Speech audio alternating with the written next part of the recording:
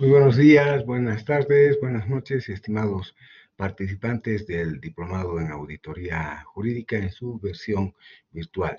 Hoy vamos a presentar la última serie de diapositivas. Como ya se había anunciado, el tema es precisamente ejecución y comunicación. Entonces, como bien podemos recordar, las tres fases en toda auditoría, y esto es ya universalmente establecido, son planificación, ejecución y comunicación, el PEC. Entonces, vayamos a ver directamente la ejecución. La ejecución es poner ya en práctica aquello que hemos programado y que hemos establecido de manera específica durante la etapa de planificación, y que sale objetivadas las actividades, ¿no?, en ese programa de actividades y desde luego con cargo a esta dimensión temporal que tenemos en el cronograma. Entonces, el cumplimiento estricto del cronograma no impide luego retroalimentar el trabajo. Nosotros no vamos a esperar que la planificación haya sido tan a detalle que incluso las contingencias más mínimas ya hubiesen sido previstas. Pero se supone que la planificación ya ha cubierto, ¿no?, todas las circunstancias generales, y lo que ahora vamos a hacer es materializar lo previsto en esa etapa. Para ello vamos a recolectar entonces toda la información que hemos señalado, que vamos a recoger en la etapa de ejecución, y conformaremos una plataforma de datos propia, que esa es la que conforma desde luego también los papeles de trabajo. Pero no obstante, y con cargo a que al final de este pase de diapositivas revisaremos el mismo reglamento, hay ciertos pasos formales previos a la ejecución. Entonces, por ejemplo, ¿no?, el requerimiento de la Procuraduría a la entidad cuya unidad jurídica va a ser objeto del auditaje, ¿no?, implica una minuta de instrucción que va a emitir el órgano rector en materia de defensa. Asimismo, llegará al auditor jurídico su memorando de designación, y de su parte, ¿no?, tendrá que formular una declaración de independencia. Esta última exigencia es más bien en homenaje a una práctica habitual en todas las auditorías que se hacen en el ámbito gubernamental o fiscal, pero que nosotros creemos que podríamos ingresar como parte de nuestras prácticas, porque lógicamente el auditor jurídico hace una manifestación expresa en esta declaración de que no está imbuido de otra motivación que no sea la de realizar una evaluación de la manera más objetiva posible. Ahora, hay varios modelos, incluso uno puede diseñar, redactar el propio, y para este propósito se va a subir a la plataforma una guía de realización de la auditoría jurídica, que ha sido preparada por mi persona en ocasión de las monografías, aunque ya hay algunas, especialmente algunas notas características, especialmente los formatos que hacen a la estructura del informe, que han variado un tanto luego de las recientes disposiciones y la práctica que ha visto en la Procuraduría. En lo sustancial, aquello no se mantiene vigente. Entonces, desde luego que reiterándoles que al final de este pase de diapositivas revisaremos los documentos que deben estar en el apartado de la documentación formal, de los papeles de trabajo, pero que revisten actuaciones oficiales, ¿no? Para ello tendremos que revisar, una vez más, decía, el Decreto Supremo 2739 y el mismo reglamento. Bien, aquí tenemos un modelo de árbol de carpetas. Se supone que si vamos a copiar información, ¿no?, tendremos información tanto en documentos físicos como en documentos digitalizados. Tendremos seguramente que escanear en más de algún caso el expediente o digitalizar fotocopias para de esta manera tener la facilidad no solo del almacenamiento, sino de su transporte. Entonces es conveniente que abramos en la carpeta que va a contener nuestra información toda una serie de carpetas que hacen especificación, ¿no?, a los documentos que se van agregando según su temática, según la afinidad, ¿no? Y como ya lo dijimos, hay una documentación formal que estará allí recogida.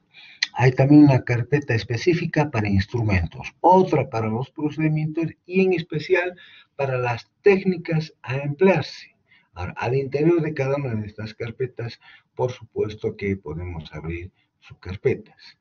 De hecho, fíjense en la diapositiva, hemos abierto en la carpeta de técnicas en auditoría jurídica, ¿no? Tenemos cuestionarios, doctrina, que es otra de las técnicas que debemos emplear, encuestas, entrevistas, y fíjense, hay una carpeta que estamos poniendo como técnica nueva, fotografías. Yo en lo personal no había pensado que una fotografía pueda ser parte de los papeles de trabajo, pero luego de la realización de distintas monografías, especialmente en Santa Cruz y en Sucre, hace ya 4 años atrás, se vio por conveniente el sugerir que los diplomantes en su monografía empleen estas técnicas de expresión gráfica. Una imagen vale por 1000 palabras.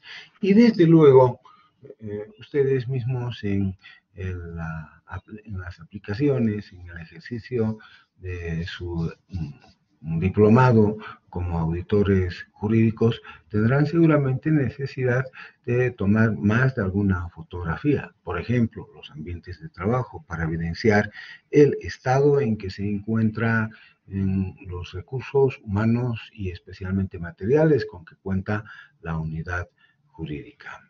Entonces, este árbol de carpetas puede ser, por supuesto, ampliado o completado a futuro. Entonces, esta es, en líneas generales, una aproximación, ¿no?, a lo que cada uno de ustedes puede hacer. Se supone que será la creatividad, la personalidad misma del auditor jurídico la que venga a dar las pautas de cómo han de organizar esa información que se tiene que colectar. En resumen, la conformación de los papeles de trabajo, ¿no?, como se lo anticipó hace algunos instantes, será en documentos físicos, para lo cual tendremos un expediente aparte, se supone, y documentos electrónicos.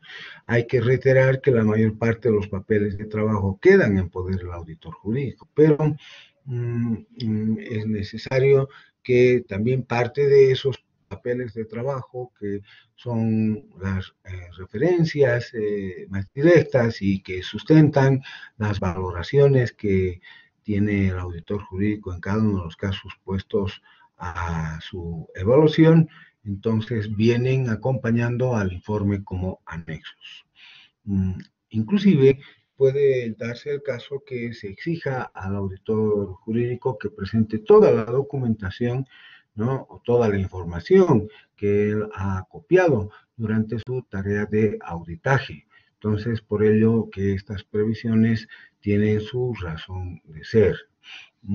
A mí me sorprende en lo personal que luego de revisar varios informes, esto es, auditorías jurídicas que se han venido practicando en la Procuraduría, por instrucción de la Procuraduría General del Estado, yo no veo que hayan referencias en sus valoraciones a fichas jurisprudenciales o a casos jurisprudenciales, a doctrina, etcétera, y en el fondo no es sino la valoración que hace un profesional, ¿no?, de manera muy singular, inclusive, sobre lo que ha realizado, ha actuado, ha gestionado otro profesional. Y esto, lógicamente, deja un margen muy amplio a la subjetividad, lo que justamente nosotros queremos evitar. Por eso es que toda la información, y es más, las valoraciones, cuando vamos aplicando cada uno de los parámetros o criterios preestablecidos de evaluación, debe estar sustentada en un pie, al pie de esa casilla, ¿no? De preferencia o en un pie de página, ¿no? En alguna parte de los anexos que estamos acompañando. Con eso denotamos, lógicamente, que nosotros no estamos evaluando simplemente a nuestros criterios, sino que nos apoyamos, ¿no? Justamente, ¿no? En estos datos que ya han sido objeto de un procesamiento en otras instancias. Por ejemplo, la jurisprudencia, al emitirse sentencias constitucionales o autos supremos, ¿no? Esa es una información ya calificada y que al ingresar en los anales de jurisprudenciales que tenemos nosotros, ¿no? Ya ello supone también que hay un procesamiento sobre no solamente la legitimidad de ese documento, sino sobre la legitimidad de su ulterior aplicación. Culminada entonces la ejecución, ¿no? Recién se procede a la redacción del informe final y además el proyecto de las recomendaciones procuraduriales. Nosotros no ingresaremos a revisar cuál es el alcance de cada una de las recomendaciones procuraduriales, de los tipos de recomendaciones procuraduriales, atentos a que inclusive ya hemos acompañado en un anterior módulo, ¿no? Ejemplos de recomendaciones procuraduriales, tanto correctivas como preventivas. Son los dos únicos tipos que emplea la Procuraduría. Y su formato está allí justamente, entonces conviene tener presente ese formato. Hablando de formato y de estructura, tanto del informe final como de las recomendaciones procuraduriales debe ser la que ya se ha adoptado y es de uso común en la Procuraduría. Esto con el propósito de normalizar, de estandarizar, ¿no? Nuestros informes. Y esto es un motivo adicional para exigir que se haga una nueva revisión, esta vez más a fondo, en lo que toca a la evaluación del Decreto Supremo 2739, así como ese nuevo reglamento para estar siempre consciente de cuáles son los procedimientos que se deben seguir y ajustar finalmente la presentación final, ¿no? A los requisitos y a las modalidades, especialmente en lo que toca al formato y a la estructura misma del informe que se ha adoptado en la Procuraduría. El informe final entonces acompaña, no huelga reiterarlo, las recomendaciones, proyectos de recomendaciones procuraduriales y los anexos que sean necesarios, ¿no? Recordando que no toda la documentación que hace a los papeles de trabajo se presenta a la Procuraduría, sino aquella que va a ir a integrar los anexos. Es el buen criterio, ¿no? Hay veces que una observación que nosotros hayamos hecho y que hemos recogido en nuestros papeles de trabajo, al final de la jornada de evaluación, resulta que no tiene mayor trascendencia, entonces desde luego no la vamos a incluir allí. O los casos de jurisprudencia, que incluso con bastante amplitud hemos ido recogiendo, es muy posible que varios de ellos no sean tan enteramente aplicables como habíamos pensado en su momento. Entonces, estos papeles de trabajo quedan, por eso, en su mayor parte, en poder del auditor jurídico, ¿no? Finalmente, ya resta la última etapa, que es la comunicación. Fijémonos, en la diapositiva se ha seguido una etapa de planificación, se ha realizado, se ha materializado lo previsto en dicha etapa, que es la ejecución, y ahora toca la comunicación. La comunicación, tal como sale de las casi recientes disposiciones, es una tarea formal y oficial que cumple la Procuraduría General del Estado y no el auditor jurídico. Es decir, el auditor jurídico entrega a la Procuraduría, porque la Procuraduría ha sido quien ha requerido a través de una minuta de instrucción, ¿no?, la realización de una auditoría a la unidad jurídica. Por tanto, la comunicación, ¿no?, es un cometido que tiene el órgano o ente público, rector en materia de defensa, y no el auditor jurídico. En las clases que son presenciales en auditoría jurídica, en este punto siempre se abre un debate, les anticipo, sobre si sería bueno, por ejemplo, que el auditor jurídico haga conocer a los abogados de la dirección jurídica el resultado de su auditoría, porque es posible que algún descargo que quizás sea necesario a último momento no pueda evitar la formulación de alguna observación que en su momento pudiese ocasionar o irrogar responsabilidad. Este es un tema que está así, todavía atentos a que no tenemos un procedimiento más completo de lo que se señala en el Decreto Supremo 2739. Yo en lo personal creo que es preferible que sea nomás la Procuraduría la que realice la tarea de comunicación, es decir, la imposición de los resultados a que ha llegado el auditaje, porque pudieran presentarse contingencias, si optáramos por la otra vía, que retardarían nuestros procedimientos e incluso harían peligrar la legitimidad de las actuaciones cumplidas en la etapa de ejecución. Entonces, ese procedimiento seguramente ha de ser completado con otras disposiciones a futuro. Ahora pasaremos entonces a ver el reglamento, que en su parte final dispone precisamente estas circunstancias. Entonces, iremos rápidamente a las disposiciones que tenemos al final de nuestro reglamento, donde justamente se están consignando los procedimientos que son los que a nosotros nos interesan. Entonces, adelantamos para ver justamente cuáles son los instrumentos, esos formales que hemos señalado. Aquí tenemos en el proceso de evaluación, quizás valga la pena hacer una revisión de estas disposiciones. Fijémonos que inicialmente a la tarea de instruir la auditoría debe operar por canales internos de la Procuraduría la justificación técnica del proceso de evaluación, tal cual sale del artículo 11, ¿no? Y como ustedes pueden ver en las siguientes disposiciones, por ejemplo, la etapa de planificación, la etapa de ejecución, en qué consiste lo que nosotros hemos señalado, y la comunicación.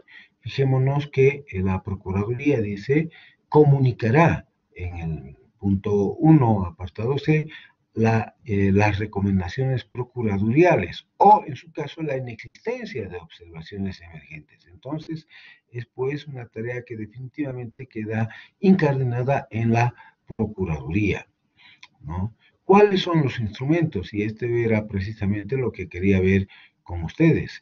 El artículo 14 nos dice que durante el proceso de evaluación, aquella documentación formal, acordémonos, consiste en la minuta de instrucción, la primera, la que emite la Procuraduría con destino al ente cuya unidad jurídica se está auditando. El informe de justificación, esto es ya de carácter interno, que maneja la Procuraduría. El memorándum de designación, ¿no?, del auditor, y que él presenta a la máxima autoridad ejecutiva cuya unidad jurídica va a ser auditada. El plan de trabajo o la programación, ¿no?, que hemos señalado nosotros oportunamente. La nota de comunicación del proceso de evaluación, ¿no? Entonces, esta es una nota que se dirige a la máxima autoridad ejecutiva para hacerle conocer justamente que se va a realizar esa evaluación. Acta de coordinación cuando el auditor jurídico consumo con los abogados de la unidad jurídica, ¿no?, levantan precisamente constancia de la apertura de la fase de acopio de información, de entrega de documentación que ha de necesitar el auditor jurídico. Acta de apertura de relevamiento de información, ya esto específicamente para cada uno de los expedientes, ¿no? Los formularios que sobre el particular se tengan que hacer, formulario de relevamiento de información, el que constará cada uno de los expedientes, ¿no? Si es que se suscitaran dudas, acta de aclaración. Cuando se ha concluido la revisión de los expedientes, lo que en el antiguo manual se llamaba, ¿no?, el procedimiento de revisión in situ.